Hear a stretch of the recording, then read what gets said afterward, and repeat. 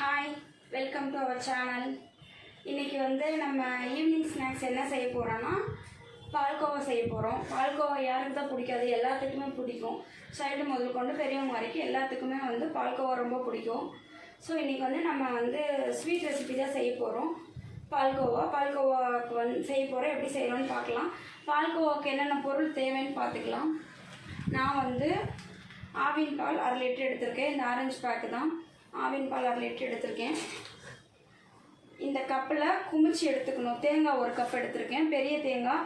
அதுவும் இளம் தேங்காயே எடுத்துக்கணும். இளம் தேங்காய் கலர் மாறாமல் இருக்கும். அதனால இளம் தேங்காய். இதில் பாருங்கள், இந்த கப்பில் 1 கப்பு குமிச்சு எடுத்திருக்கேன். 1/2 லிட்டர் பாலுக்கு இந்த கப்பில் 1 கப்பு குமிச்சு எடுத்திருக்கேன். சர்க்கரை எடுத்திருக்கேன், ஆனால் இதே கப்பில் தான் நம்ம அளக்கணும். தேங்காய் இது பண்ணிவிட்டு பண்ணலாம். அதனால் இதில் 3/4 கப்பு சர்க்கரை எடுத்துக்குவோம். அது கூடவே பால் பவுட்ரு எடுத்து வச்சுருக்கேன். பால் பவுட்ரு இந்த ஸ்பூனில் 1 ஸ்பூன் பால் பவுட்ரு எடுத்து வச்சுருக்கேன். 3 ஏலக்காய் எடுத்து வச்சுருக்கேன். மேலே டிசைனுக்காக பாதாம் முந்திரியும் சின்ன சின்னதாக கட் பண்ணி வச்சுருக்கேன். இது தாங்க பால்கோவாவுக்கு தேவையான பொருள். நம்ம தேங்காய் பால் எடுத்து தான் பால்கோவா செய்ய போகிறோம். தேங்காவோடு மிக்ஸ் பண்ணி அரைச்சி தான் பால்கோவா செய்ய போகிறோம். இது டேஸ்ட்டு நல்லாயிருக்கும். வாங்க எப்படி செய்யலாம்னு பார்க்கலாம். இப்போ பாருங்கள், நம்ம அந்த பவுல் தேங்காய் போட்டுட்டோம். இப்போ 3 ஏலக்காய் போட்டுடலாம். இது 3 ஏலக்காய் போட்டோங்களா? இப்போ இதில் 1/4 கப் மட்டும் தண்ணி ஊற்றிக்குவோம். அதிகமாக வேண்டாம், 1/4 கப் மட்டும் ஊற்றிக்கலாம்.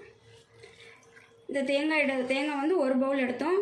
அதில் 3 ஏலக்காய் போட்டிருக்கு. இதில் 1/4 கப் மட்டும் தண்ணி ஊற்றி இப்போ நைஸாக அரைச்சிட்டு வந்துட்டு பார்க்கலாம். இப்போ பாருங்கள், நம்ம அந்த இதில் 1/4 பவுல் தண்ணி ஊற்றணும் இல்லைங்களா? தேங்காய் தண்ணி அரைச்சி இந்த கன்சிஸ்டன்சியில் இருக்குது. இது இருக்கட்டும், இது எப்படி இருக்கட்டும். இப்போ நம்ம ஸ்டவ் ஆன் பண்ணிக்கலாம். அடி கனமான பாத்திரம் ஒன்று வச்சுக்கலாங்க. பாத்திரம் கனமாக இருக்கணும், அப்போ தான் நம்மளுக்கு டக்குன்னு அடி பிடிக்காது. இப்போ நான் பால் 1/2 லிட்டர் ஊற்றுறேன்.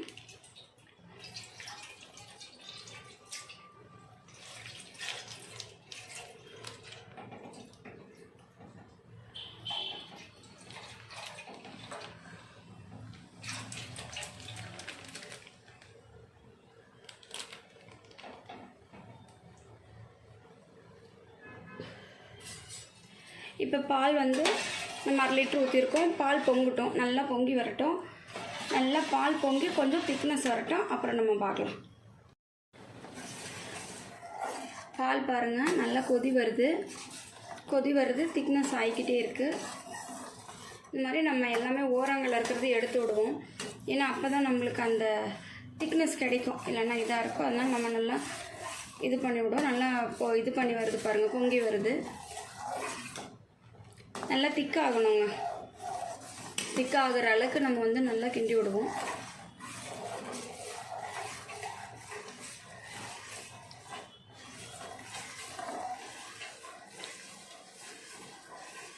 நல்ல பால் நல்லா கொஞ்சம் ஓரளவுக்கு ஊற்றின பாலில் பாதி ஆகிற அளவுக்கு நல்லா கெட்டிமாகணும். பால் நல்லா கெட்டிமாகட்டும்.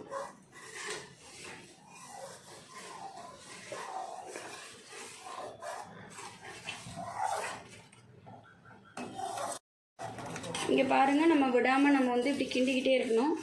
இந்த ஓரங்களில் இருக்க பால் எல்லாமே நம்ம எடுத்து விடணும். அதுதான் இதுக்கு நல்லா கொஞ்சம் க்ரீமியாக கிடைக்கும். ஸோ இதெல்லாமே நம்ம எடுத்து விடணும். இப்போ பாருங்கள், பால் சுண்டுறது உங்களுக்கே தெரியும்.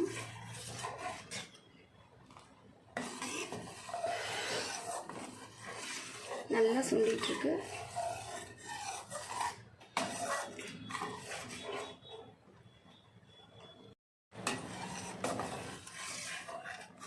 விடாமல் கிண்டிக்கிட்டே இருக்கலாங்க.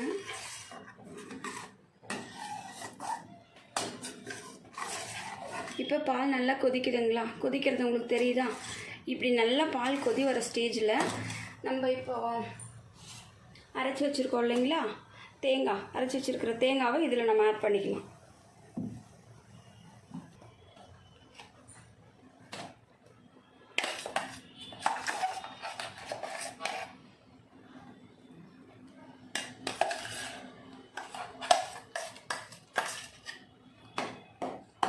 அரைச்சி வச்சுருக்க தேங்காய் பேஸ்ட்டை சேர்த்து விடாமல் கிண்டிக்கிட்டே இருக்கும். அப்போ தான் நம்மளுக்கு அந்த திக்னஸ் கிடைக்கும். விடாமல் கிண்டிக்கிட்டே இருக்கலாம்.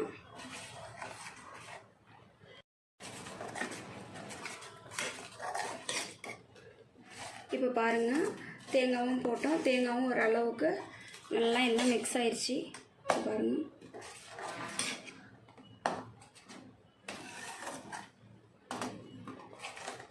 கொஞ்சம் கெட்டி பதம் வரணும். அது வரைக்கும் நம்ம வந்து கைவிடாமல் கிண்டிகிட்டே இருப்போம்.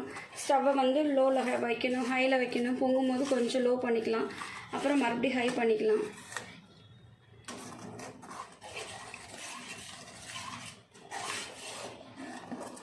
இப்போ ஹையில் வச்சுருக்கோம், பொங்கி வருது பாருங்கள்.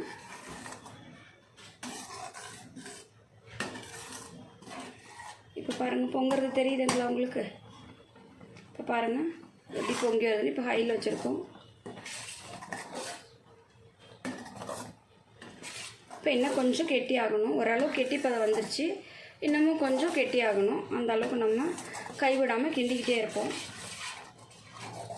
இப்போ கொஞ்சம் ஸ்லோ ஃப்ளேம் பண்ணிக்குவோம், ஏன்னா நம்மளுக்கு கட்டி விழுந்துடக்கூடாது. அதனால்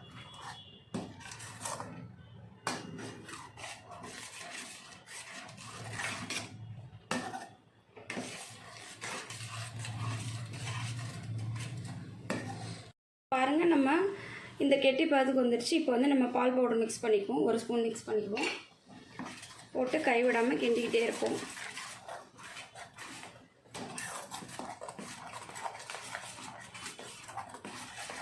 கெட்டி ஆகிடக்கூடாது, அதனால் நல்லா கட்டிப்படாமல் கிண்டிக்கிட்டே இருப்போம். இல்லை நம்ம இப்படி உடச்சி விடணும். உடச்சி விட்டால் தான் வந்து கட்டி விழாமல் வரும். இப்போ பாருங்கள் பால் பவுட்ரு போடவும் நல்லா பபிள்ஸாக வருது. ஹையில் வச்சோன்னா பபிள்ஸாக வரும். கெட்டி ஆகிட்டே இருக்குது. உங்களுக்கு தெரியுதை பார்த்தா கெட்டியும் ஆகிட்டே இருக்குது. நம்ம பார்த்து தெரிக்குது. இப்போ நம்ம சிம்மில் வச்சுக்குவோம். சிம்மில் வச்சுட்டு மேலே வரலாம் தெரிக்குது. சிம்மில் வச்சுட்டு நம்ம கட்டிப்படாமல் கலந்துக்கிட்டே இருப்போம்.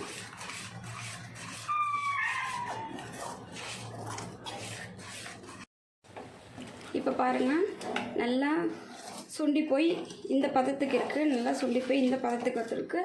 இது வந்து நம்ம கொஞ்சம் கிண்டி விட்டு இது கரெக்டான கன்சிஸ்டன்சியில் இருக்குது. ஓகே, நம்ம இதை எப்படியே வெட்டுருவோம். இப்படியே விட்டு ஸ்டவ் ஆஃப் பண்ணிடுவோம். இது பாருங்கள் கரெக்டாக இருக்குது. இப்போ இது ஆறுனதுக்கப்புறம் நம்ம உருண்டை பிடிக்கிற அளவில் இருக்கும். பார்க்கலாம் ஆறுனதுக்கப்புறம் எப்படி இருக்குன்னு பார்க்கலாம். இப்போ பாருங்கள் ஆறிப்போச்சு. பதம் நம்மளுக்கு கரெக்டாக இருக்குது. கையில் ஒட்டலை பாருங்கள். இதுதான் கரெக்டான பதம். ஓகே, இப்படி தான் இருக்கணும். இப்போ நம்ம ஷேப் பண்ணிக்கலாம் எடுத்து. இப்போ பாருங்கள் நம்ம ஒரு ஷேப் பண்ணிக்கலாம். கொஞ்சம் மாவு எடுத்து நம்மளுக்கு தேவையான சைஸில் இப்படி உருண்டை பிடிச்சி கரெக்டாக வரணும். உருண்டை பிடிச்சி லைட்டாக ப்ரெஸ் கொடுத்துக்கலாம். ப்ரெஸ் கொடுத்துட்டு இப்போ நான் டிசைனுக்காக சும்மா முந்திரியும் பாதாமும் வச்சுருக்கேன். டிசைனுக்காக நம்ம இப்படி டிசைன் பண்ணிக்கலாம். அவ்வளோதாங்க. இங்கே பாருங்கள் பால்கோவா ரெடி ஆயிடுச்சு. இதே மாதிரி நம்ம எல்லாமே வச்சு எப்படி இருக்குது என்னன்னு பார்க்கலாம். பாருங்கள் இந்த எப்படி இருக்குது. லைட்டாக ப்ரெஸ் பண்ணுறோம். ப்ரெஸ் பண்ணிவிட்டு சும்மா நான் லைட்டாக டிசைனுக்காக 2 பாதாம் வைக்கிறேன். அவ்வளோதான். பாருங்கள் எப்படி வந்திருக்கு பாருங்கள். சூப்பராக வந்திருக்கு. இப்போ இதே மாதிரி நம்ம எல்லா மாவும் செஞ்சுட்டு பார்ப்போம். பாருங்கள் பால்கோவா எவ்வளோ சூப்பராக வந்திருக்குன்னு பாருங்கள். கொஞ்சம் ஆறி நம்ம செஞ்சோம்னா கையில் தண்ணியும் எண்ணெயும் ஏதோ ஒன்று தொட்டுக்கிட்டு பண்ணிங்கன்னா ஷேப் வந்துடும். பாருங்கள் சூப்பராக இருக்குது. நான் மேலே டிசைனுக்காக முந்திரியும் பாதாமும் பண்ணியிருக்கேன். பாருங்கள் எப்படி இருக்குன்னு பாருங்கள்.